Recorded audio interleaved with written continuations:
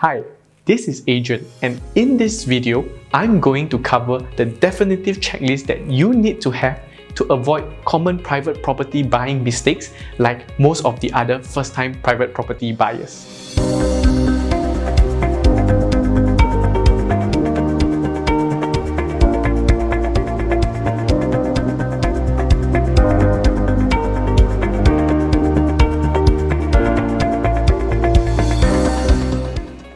Buying a private property is likely one of the biggest investment decisions you have to make in your life, and it involves a lengthy process filled with complexities if you do it wrongly.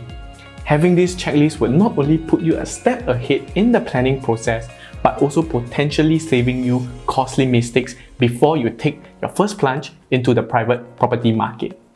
The first one is to ensure that you have sufficient holding power. Sufficient holding power means having the ability to hold on to your property throughout the ups and downs of the property cycle, so that you can actually buffer for unexpected situations. If you lack the holding power, you may be forced to sell your property at a market downturn and may potentially experience a loss. How do you know whether you have sufficient holding power? Firstly, ensure that you have a safety net or reserve fund to tide through your monthly payments. In the event that either you or your spouse gets unemployed, this reserve fund will be able to pay for your monthly property installments. The second one is to buy at the right entry price. Buying at the right entry price is probably one of the most important factors when deciding to buy your private property. Why is it important? Because you do not want to be overpaying for your property. One way is to check the surrounding projects for similar latest transactions and their average prices and PSF. For example, if the surrounding transactions are at an average of $1,100 per square feet, you do not want to be paying for $1,300 per square feet. Another way is to obtain an indicative valuation from the bankers to understand the estimated value of the unit that you are interested in, and also check the latest average PSF within that project. If the unit that you are getting is priced way above the average price, then you may want to think twice. Thirdly, get your finances right. The first step to calculating your finances is to obtain an in-principle approval from the bank to understand your maximum loan eligibility. You definitely do not want to put a deposit for a property only to find out afterwards that you are unable to fulfill the contract due to a loan or finance issue and may end up forfeiting a hefty sum. After obtaining your IPA, calculate what is the down payment that is required for the property and the monthly installments that are required to service the loan. And from there, formulate a budget that you are comfortable with. The fourth one is to avoid being emotional with your property purchase. Know your facts and figures.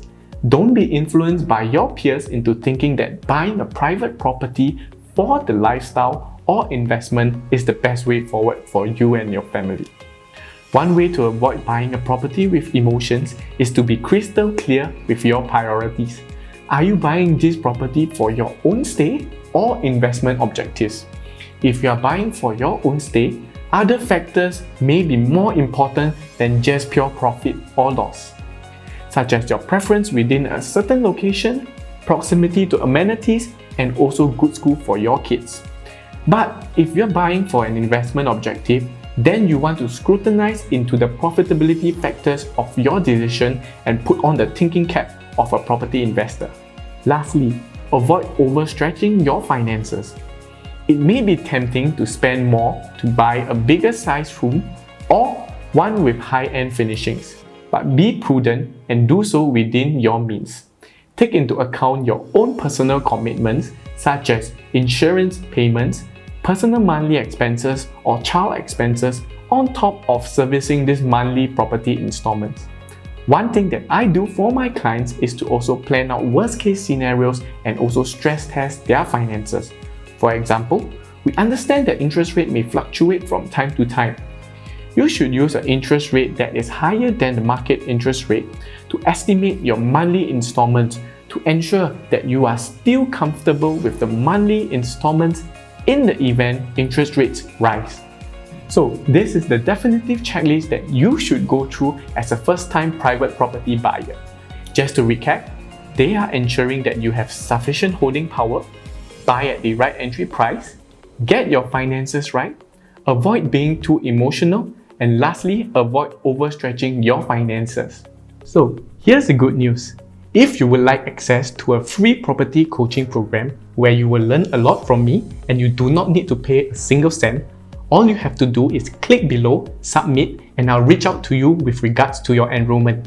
Once again, I'm Adrian and I'll see you soon.